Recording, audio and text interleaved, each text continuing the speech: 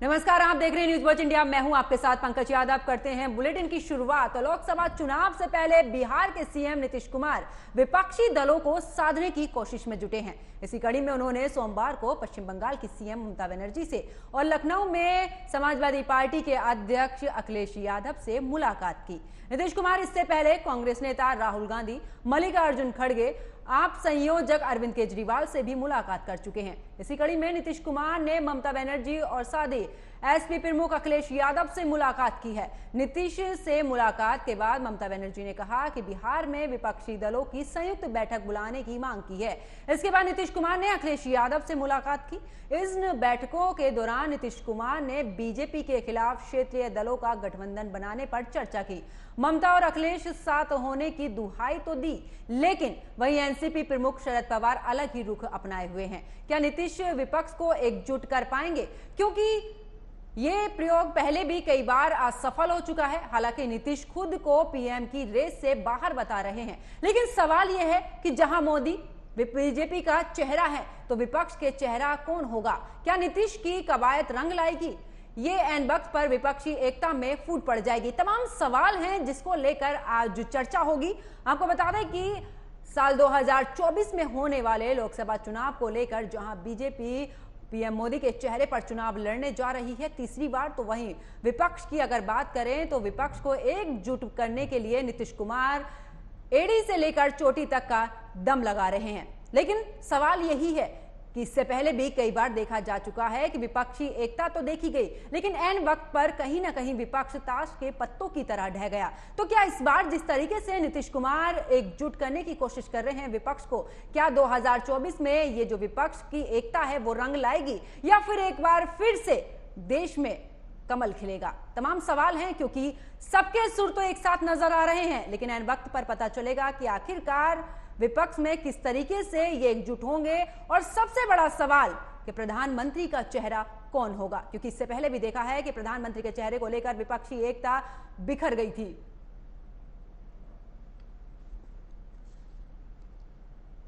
तो जिस तरीके से बिहार के मुख्यमंत्री नीतीश कुमार लगातार विपक्ष को एकजुट करने की कोशिश कर रहे हैं, लेकिन जिस तरीके से अगर बात ममता बनर्जी की जाए तो साफ तौर पर उन्होंने भी विपक्ष को एक साथ लाने पर सहमति नहीं दी है। बात अगर समाजवादी पार्टी की करें, लखनऊ में अखिलेश यादव से भी मुलाकात हुई है नीतीश कुमार की, लेकिन क्या बसपा या कांग्रेस के साथ में वो अपना ये गठबंधन बना पाएंगे? तमाम सवाल ऐसे हैं जिन पर आज चर्चा होगी।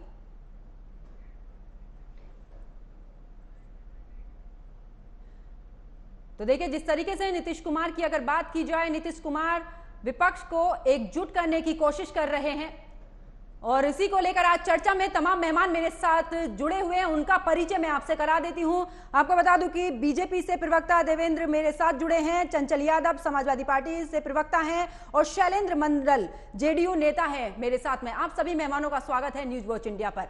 सबसे पहले तो मैं बीजेपी के पास चलूंगी। क्या लगता है आपको, जिस तरीके से विपक्ष एक साथ होने जा रहा है, क्या आने वाले समय में मुश्किलें बढ़ेंगी बीजेपी की? नहीं जी, ऐसा कुछ नहीं है। कोई मुश्किलें बढ़ने वाली नहीं। बीजेपी का काम और आसान हो रहा है। देश की जनता देख रही है कि जिस तरह से विपक्ष इकट्ठा होकर जिनके मन में मतभेद है बुरी तरह से, वो भी कोशिश कर रहे हैं कि माननीय मोदी जी को किस तरह घेरा जाए। ये कोई ऐसी प्रक्रिया नहीं है कि इनके दिल मिले हुए, जहां ये लोग कभी एक साथ बैठने के लिए तैयार नहीं है। ऐसे ऐसे दल भी माननीय मोदी जी के डर से एक साथ आने के लिए प्रयास कर रही है। ये एक लोकतंत्र की अच्छी खूबसूरती भी है, भूमिका भी है कि पहले ही तस्वीर साफ होने लगती है। 2024 में भी समय है, उससे पहले तो सेमीफाइनल अभी चल रहा है, छोटा चुनाव आप निकाय का देख रहे हैं। चोपड़ा साफ होने जा रहा है पूरे प्रदेश में, कहीं पैर टेकने के लिए जगह नहीं बच रही। और दूसरी बात ये निकल कर आ रही है कि जिस तरह से नीतीश जी को बिहार से बार बार ला रहे हैं, नीतीश जी का एक फ्लॉप चेहरा है कि बिहार छोटा राज्य होने के बावजूद भी जो बिहार के हालात हैं उसको देखते हुए समझ रहा है, पूरा देश समझ रहा है कि नीतीश जी के बस के ये बात है नहीं। और जहां अखिलेश जी की बात आती है, मायावती जी का मन नहीं मिलता है। और ऐसी ही बात जो है हमारी बहन ममता जी की भी आ रही हैं कि वो भी जाने के लिए तैयार नहीं है, शरद जी पर चर्चा नहीं कर पा रहे हैं। तो मैं तो ये सहानुभूति समझता हूं कि कम से कम ये 2024 से पहले कोई एक मजबूत चेहरा लोकतांत्रिक प्रक्रिया को बचाने के लिए ढूंढ ले, तलाश कर ले, अच्छी बात है।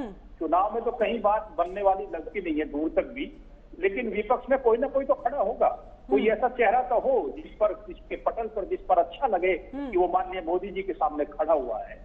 क्योंकि अभी मैं कोई अहंकार वाली बात नहीं कह रहा, सत्य के साथ बोलने वाला व्यक्ति हूं, हमेशा बोलता हूं कि आपके पास कोई ऐसा फेस नहीं है कि जो आप सामना करने की स्थिति में हो। 2024 जो है सर पे है, आप तैयारी नहीं कर पा रहे कि हमें लड़ना कहाँ है, किससे लड़ना, क्या हमारी व्यवस्थाएं हैं, आपस में पहले लड़ना है क्या इकट्ठा होकर लड़ना है। ये सब चीज अलग अलग नीतियां हैं। एक बार केजरीवाल जी से भी थोड़ा जिक्र कर लेंगे। अभी कई छोटे छोटे जो प्रधानमंत्री के पास देवेंद्र जी जेडीयू से शैलेंद्र जी मेरे साथ जुड़े हुए हैं। शैलेंद्र जी, क्या लगता है जिस तरीके से नीतीश कुमार फिर से विपक्ष को एक साथ करने की कोशिश कर रहे हैं, क्या विपक्ष फिर से 2024 में एक नए रंग में वापस आएगा? क्योंकि पहले भी देखा है विपक्ष को एक साथ लाने की कोशिश तो की गई है, लेकिन फूट एंड टाइम पर ही पड़ी है। विपक्ष निश्चित रूप से नीतीश कुमार जी लगे हैं। आप जान लें पूरे देश में सबसे विश्वसनीय नेता नीतीश कुमार जी हैं, जिनकी बातों में बहुत दम होता है। आज तक उनकी एक भी बातें ऐसी नहीं हो जो उन्होंने जनता से वादा किया हो और पूरा नहीं हुआ हो। वो पहले एजेंडा बनाते, फिक्स कर लेते हैं कि हमको बिजली की समस्या सोल्व करना है, हमको बेरोजगारी की समस्या सोल्व करना है, हमको रोड की समस्या सोल्व करना है। इस बार एजेंडा फिक्स हो गया है कि इस बार इस देश को लोकतंत्र पर जो खतरा मंडरा रहा है, भारतीय संविधान पर जो खतरा मंडरा रहा है, भारतीय इतिहास को जो बदलने की साजिश की जा रही है, एजेंडा फिक्स हो गया है मैडम कि इस बार बीजेपी मुक्त भारत का निर्माण होगा। और तमाम विपक्षी लोग, सब ये सताए हुए लोग हैं, इनके चेहरों को देख लीजिए। कल के जो कर्नाटक में हो रहा है, जो विपक्ष के लोगों की जो इनका चेहरा उड़ा हुआ है, इनके सभी मोर्चों पर विफल है। लेकिन शैलेंद्र जी, लेकिन शैलेंद्र जी, बीजेपी का तो साफ है ना कि मोदी के चेहरे पर चुनाव लड़ेंगे, और अब तो नीतीश कुमार ने भी साफ कर दिया कि वो प्रधानमंत्री के रेस में नहीं है। ही धूमिल हो गया है, चेहरा रंगा गया है, पोता गया है काली कोट से। लेकिन विपक्ष की तरफ से कौन सा चेहरा रहने वाला? नीतीश कुमार ने तो दरकिनार कर लिया खुद को। हम लोग तो मुद्दे पर लड़ेंगे, मुद्दे पर, चेहरे पर लड़ने वाले ये लोगों का दो चेहरा है। मुद्दे पर तो 2019 में भी चुनाव लड़ा गया था शैलेंद्र जी। 2019 और 2000 ये सब पुरानी बातें छोड़िए। हम लोग इतिहास रचने वाले लोग हैं, डॉक्टर लोहिया के लोग हैं। डॉक्टर लोहिया जी कह दिए थे कि दो तरह के लोग हैं इस देश में। एगो ऐसे हैं जो घिट-पिट बोले करे न काम, ये लोग घिट-पिट बोलने वाले हैं, काम नहीं करने वाले हैं। कौन कौन से अहम मुद्दे रहने वाले इस बार आपकी तरफ से? हमारे तरफ से जो मुद्दे रहते देश में, बेरोजगारी सबसे बड़ा मुद्दा है इस देश में युवाओं के लिए। इन्होंने कहा था कि 2 करोड़ नौकरियां हर साल देंगे। भारत का युवा, आपको पता होना चाहिए मैडम कि इंडियन स्टैटिस्टिकल ऑर्गेनाइजेशन का रिपोर्ट है कि भारत में जो आज का बेरोजगारी दर है वो पिछले 45 वर्ष के रिकॉर्ड को तोड़ चुका है। युवाओं को जवाब देना ही होगा। और जो ग्लोबल इंडेक्स रिपोर्ट है, हंगर इंडेक्स के रिपोर्ट के अनुसार भारत विश्व के उन 30 देशों में शामिल हो गया है जहां भुखमरी और देश की बात तो छोड़ दीजिए, जिस समय पर बिहार की बात ही कर लीजिए। नीतीश कुमार ने भी 20 लाख नौकरियों का वादा किया था, तेजस्वी ने भी 10 लाख नौकरियों का वादा किया था। कितनी नौकरियां आपने प्रदेश में दी? आप मैडम विश्वास कीजिए, बिहार जो है 10 लाख नौकरियों देने पर काम हो रहा है। अगर देरी भी होगा, मैं आपको अभी बता देता हूँ, ये लोगों की नीति रहती है लटकाओ, अटकाओ और भटकाओ। नीतीश लोहिया जी कह दिए हैं, हम लोग काम कर रहे हैं तो ये लोग कभी कोर्ट में फंसाएंगे कि ये काम नहीं करेंगे। 10 दिन का आपने भी सुना था ना उनका, नीतीश कुमार जी की भाषण सुना था ना तेजस्वी यादव का। सबसे विश्वस्त नेता का वचन है कि बिहार में 10 लाख बेरोजगारों को, नौयुवाओं को नौकरी देंगे और पूरे देश को यह संदेश देंगे कि हम जो बोलते हैं सो करते हैं। लेकिन अब ये कह देते हैं मैडम, ये लोग बड़े तिक्रमी लोग हैं, कभी कोर्ट में फंसा देंगे, हाई कोर्ट में फंसा देंगे, छोटी छोटी बातों को लेकर के लटकाओ अटकाओ भटकाओ की नीति पर चल करके बिहार के युवाओं को नौकरी ये लोग नहीं देंगे, नहीं होने देंगे। ये लोग धरना प्रदर्शन कराएंगे, कहेंगे कि लाठीचार्ज हो गया। ये लोग बड़े तिक्रमी। चलिए शैलेंद्र जी, मैं आपके पास वापस लौटूंगी। देवेंद्र जी, विश्वसनीय नेता के रूप में बता रहे हैं नीतीश कुमार को, लेकिन आप तो अलग ही बताते हैं। पलटू राम आपने उपाधि दी हुई है बीजेपी ने, क्या कहेंगे इस पर? 10 लाख नौकरियां, ये हास्य पर अच्छा लगता है कभी कभार बयान। जिस तरह से आप जो, अगर हम पढ़े तो रामायण, दूसरे पढ़े तो कलमा, आप कहते हैं कि 10 लाख की हमने जो वादा किया पूरा करेंगे। आपने वादा पूरा करने की बात है, बिहार जलाना शुरू कर दिया। बिहार के क्राइम के आप रोज को एक बार उठाकर देखेंगे, पता क्या स्थिति है बिहार की। कभी जंगल राज जो जिसके नाम पर आए थे आप लोग, आज वो बिहार में चल रहा है, दौड़ रहा है, दोबारा दोहरा दिया आपने।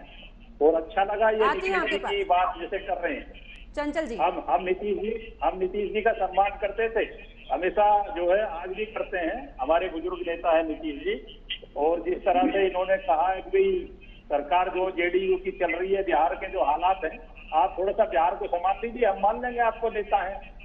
अभी तो बिहार की स्थिति ऐसी है कि वहाँ दंगे और फसाद हमसे कहते हैं कि हम करा देंगे।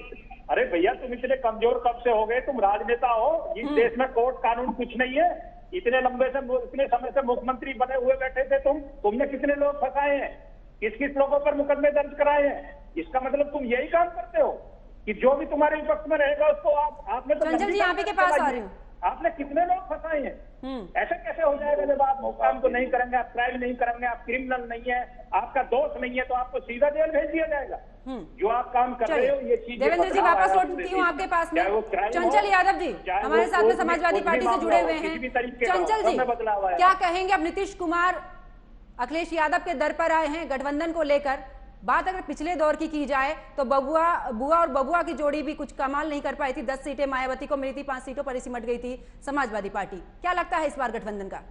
और राहुल गांधी की अगर बात की जाए, सुनिए, राहुल गांधी की अगर बात की जाए तो राहुल गांधी को भी साइकिल पर बैठाया था, लेकिन साइकिल का पंचर हो गया था। क्या कहेंगे इस पर? सुन लीजिए, हमारे बीजेपी के साथी बहुत अच्छी मुस्कुराहट करते हैं, अच्छा मुस्कुरा लेते हैं।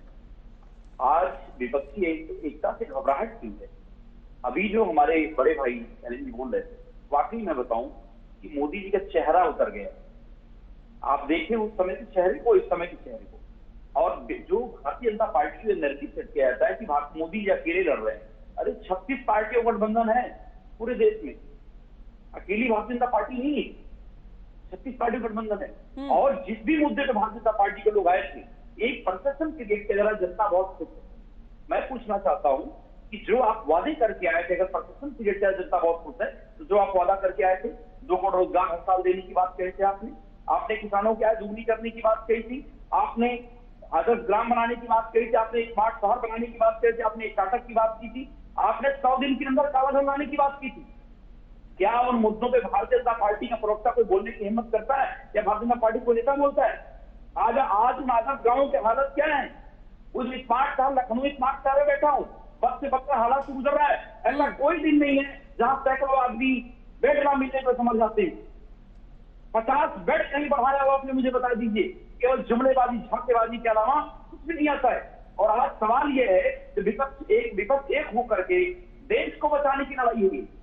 विपक्ष तो 2019 में भी नजर आया था ना चंचल जी, 2019 में, 2014 में भी नजर आया था। एंड टाइम पर जब बात आती है तो विपक्ष बिखर जाता है ताश के पत्तों की तरह। मैंने वही तो बोला, 2014 में जो वादे करके आए थे, जनता को अच्छा लगा कि हर साल 2 करोड़ रोजगार मिलेगा, हमारी जो नॉर्थन कंपनियां हैं वो बिकेंगी नहीं, लोगों को रोजगार मिलेगा, बहुत सारी व्यवस्थाएं होंगी। लेकिन क्या हुआ? लेकिन चंचल जी 2019 में भी आप ही की तरफ से कौन कौन से मुद्दे रहे थे वो आपको भी पता है। और अगर 2024 की करूं तो आप कौन से मुद्दों पर चुनाव लड़ेंगे इस बार? देखिए, ये अभी मुद्दा ये है भय, भूख, भ्रष्टाचार। आज के समय में पूरे देश में जिस तरीके से भारतीय जनता पार्टी सरकार द्वारा सीबीआई विजिलेंस का दुरुपयोग किया जा रहा है, बहुत ही दुर्भाग्यपूर्ण है। अगर आप देखें एक चीज, तो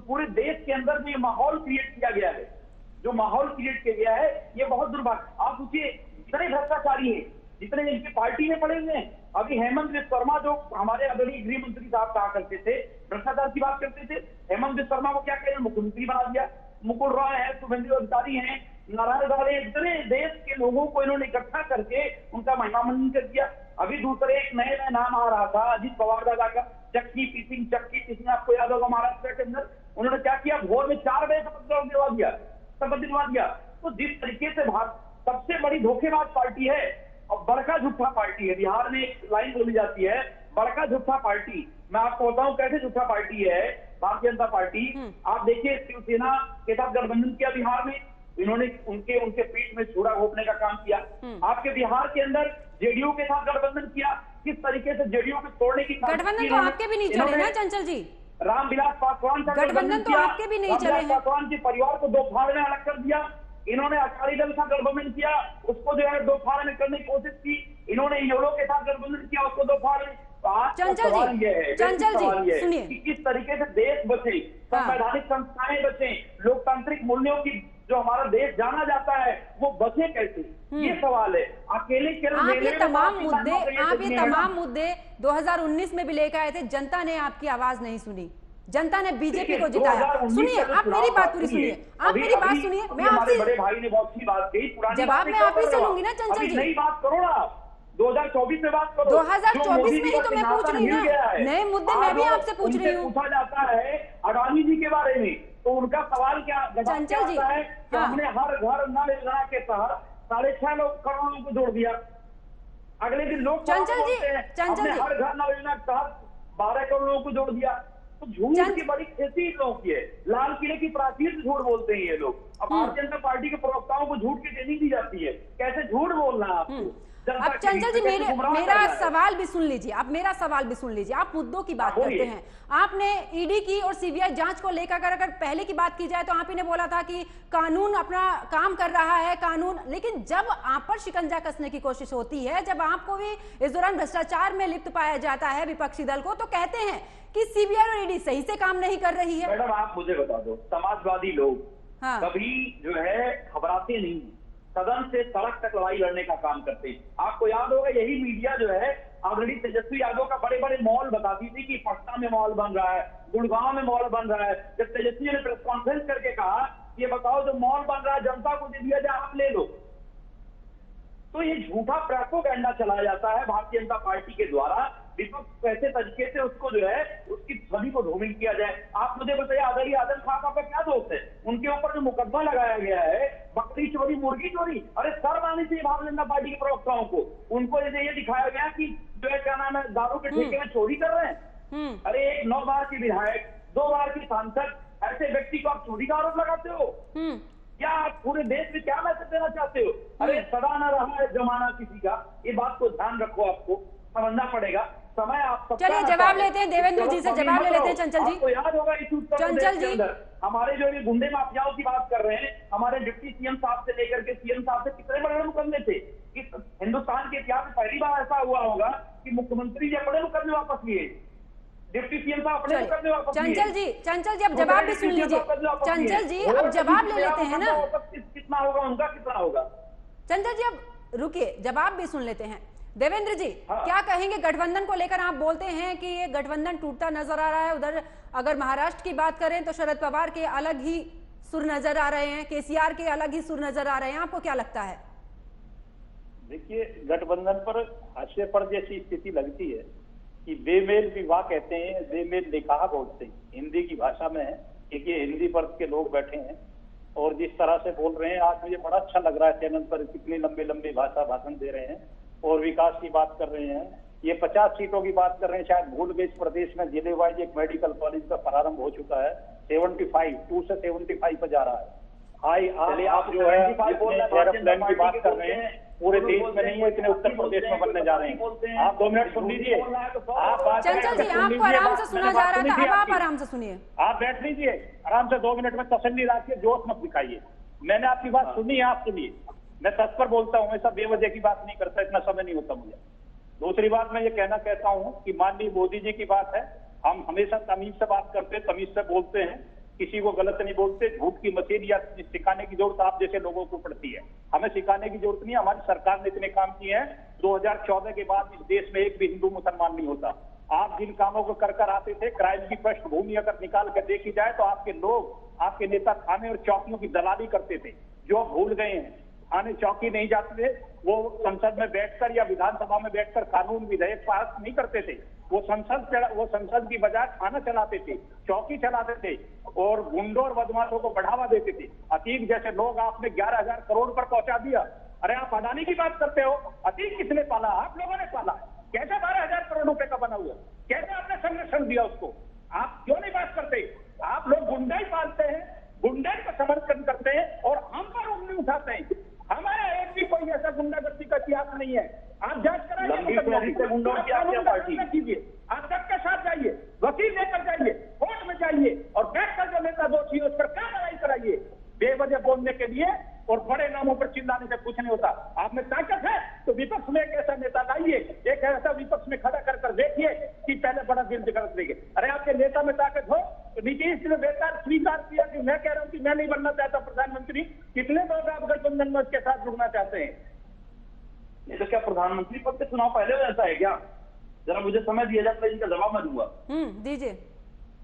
देखिए, तो ये बता रहे हैं गुंडों की पार्टी की बात करें, भारतीय जनता पार्टी की गुंडों की फहरिस्त रही है। इसी कुलदीप सिंह सेंगर का आपको नाम याद होगा, इनके पार्टी के विधायक है। अब सुन लीजिए शांत होकर के, अभी बोल रहा था, अभी आपने कहा कि चुप अपनी बारी बोलिएगा, अपनी बारी बोल रहा हूँ। शांत होकर सुनिए पहली बात आपको, सुन लीजिए मेरी बात, मुझे पता है सच कड़वा होता है। भारतीय जनता पार्टी के लोग यही प्रॉब्लम है, जब सच बोला जाता है चिल्लाने लगते हैं। सुन लीजिए, चिल्लाने से सच नहीं, सुनिए, चिल्लाने से झूठ सच नहीं हो जाएगा। सुनिए मेरी बात, हिम्मत रखिए सुनने की।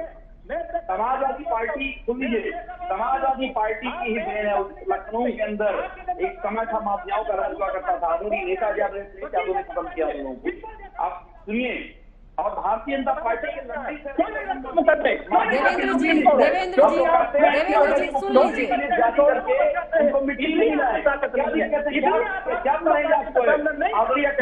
हमेशा हमारे नेता हैं, माफियाओं को किनारे कर दिए, किसी माफियाओं को लेने की उन्होंने नहीं लिया। माफियाओं का बात पढ़ा रहे थे, नैतिकता का बात पढ़ा रहे थे,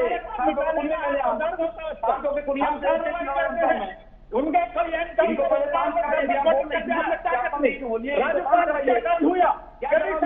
फिर भी आपकी संरक्षण किया।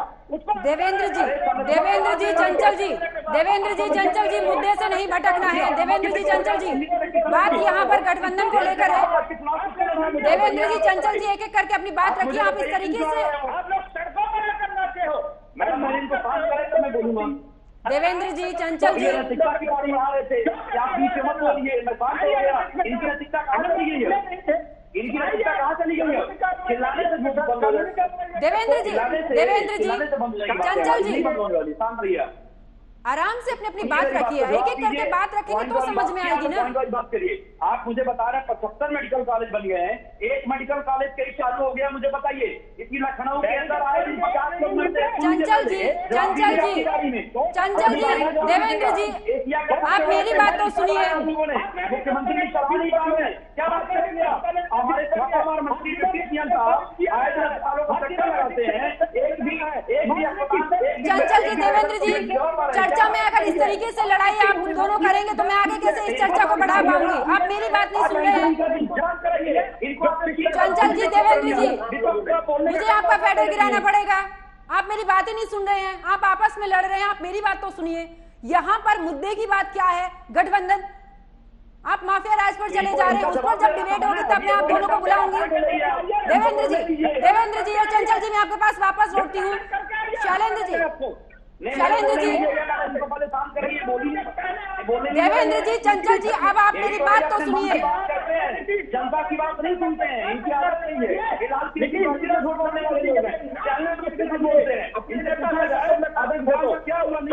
देवेंद्र जी, चंचल जी, मेरी बात सुनिए। आप दोनों इस तरीके से चिल्लाएंगे, कैसे डिबेट हो पाएगी? कैसे चर्चा में आगे बढ़ेंगे? चंचल जी, मेरी आवाज आप तक पहुंच पा रही है? आप दोनों मेरी बात ही नहीं सुन रहे हैं। चर्चा अगर इस तरीके से करेंगे तो किस तरीके से? आप दोनों ने इतना समय एक दूसरे की बहस पर कर दिया। चंचल जी, अब मेरी बात सुनिए। देवेंद्र जी, चंचल जी, अब आवाज नहीं आनी चाहिए आप दोनों की। पर बोलने वाला व्यक्ति होता है। देवेंद्र जी, मैं आपके पास वापस लौटूंगी, अपनी बातों का जवाब रखिएगा। शैलेंद्र जी, क्या कहेंगे आप इसको गठबंधन को लेकर, क्योंकि नीतीश कुमार तो प्रधानमंत्री का चेहरा नहीं रहेंगे। जिस तरीके से मायावती अपनी अलग ही राह पर चल रही हैं, कांग्रेस की बात करें, कांग्रेस का भी अभी कुछ आता पता नहीं है। समाजवादी पार्टी कह रही है कि ठीक है, आने वाले समय में पता चलेगा। क्या कहेंगे इसको लेकर, किस तरीके से विपक्ष एक साथ हो पाएगा? 1200 मिलता है कि नहीं मिलता आपके घर में? चंचल जी, अब मैंने आपको समय दिया था, उस समय पर आपने अपनी बात रखी। आप शैलेंद्र जी की बात सुनिए। देखिए, मैं शुरू से ही बोलते रहा हूँ कि अभी देश में सबसे विश्वसनीय नेता, सर्वश्रेष्ठ विश्वसनीय नेता है जिनकी बातों में दम होता है और अपनी बातों पर अडिग रहते हैं और बहुत ही सोच समझ करके भारतीय संविधान के दायरे में न्यायप्रिय, न्याय संगत और निष्पक्ष, ये तीन उनका मूल मंत्र है। निष्पक्ष रहना, न्यायप्रिय बात करना और न्याय संगत काम करना, ये उनका मूल मंत्र है। और मुद्दों के आधारित वो चलते हैं। एक मिनट बोलने दिया जाए, एक मिनट। वो मुद्दों को मान करके चलते हैं। जब वो देश में पार्टी एक पार्टी है, जनतंत्र है और इस जनतंत्र में विभिन्न दल होना भी चाहिए। जनतंत्र की खूबसूरती है कि विभिन्न धर्म के लोग हैं, विभिन्न जातियों के लोग हैं, विभिन्न क्षेत्र के लोग हैं, विभिन्न भाषाओं के लोग हैं। समय बहुत कम है मेरे पास, आप मेरी बात सुनिए। कर्नाटक में भी देखा था कि गठबंधन एक साथ नजर आया था, तमाम नेता एक मंच पर थे, लेकिन आखिरकार वो भी नहीं चल पाया। कैसा लगता है? उधर से शरद पवार के सुर अलग ही जा रहे हैं महाराष्ट्र में, आप कैसे एक कर पाएंगे? छोटा सा कमेंट इस पर। देखिए, छोटा सा कमेंट मैं ये कहूँ कि आप हमारे नेता आदरणीय नीतीश कुमार जी पर भरोसा करें। विश्वसनीय आदमी है, निष्पक्ष है, न्याय संगत है, न्यायप्रिय लोग हैं और इनको अपने पद का कोई लाभ नहीं है। मुद्दा तय हो गया है। मुद्दा तय हो गया है कि इस बार बीजेपी मुक्त भारत सरकार का निर्माण करना है और मैं अपने विश्वसनीय नेता की ओर से विश्वस्त होकर कह रहा हूँ, बहुत कॉन्फिडेंटली कह रहा हूँ, कॉन्फिडेंस के साथ, कि इस बार चाहे जो हो जाए बीजेपी मुक्त सरकार बनेगी। अभी जो आप दिख रहा है, आपको लग रहा होगा, आप विभिन्न पिछला आटा दिखाया है, शैलेंद्र जी, समय बहुत कम है। आप तीनों मेहमान मेरे साथ जुड़े इस चर्चा में, आपने अपनी अपनी पार्टी की बात रखी, लेकिन गठबंधन आगे क्या रंग लाएगा ये तो आने वाला समय बताएगा। क्योंकि जिस तरीके से नीतीश कुमार अब सभी को एक करने की कोशिश में जुटे हुए हैं। अगर बात पश्चिम बंगाल की करूं तो ममता बनर्जी का कहना है कि मोदी को हराने के लिए सबको एकजुट होना होगा और इसी के साथ में तमाम जो नेता हैं वो एक मंच पर आएंगे। लेकिन आने वाला समय ये बताएगा जिस तरीके से तमाम जो मुद्दों को लेकर विपक्षी एक हो रहे हैं, क्या 2024 में ये विपक्ष एक साथ रह पाएगा या फिर एक बार अगर देश की बात की जाए तो क्या फिर से कमल खिलेगा? क्योंकि कहीं ऐसा ना हो कि विपक्ष की आपस की एकजुटता कहीं दरार भी बन जाए और इसका फायदा बीजेपी उठा कर ले जाए। फिलहाल मेरे साथ इतना ही। आप देखते रहिए न्यूज वॉच इंडिया। नमस्कार।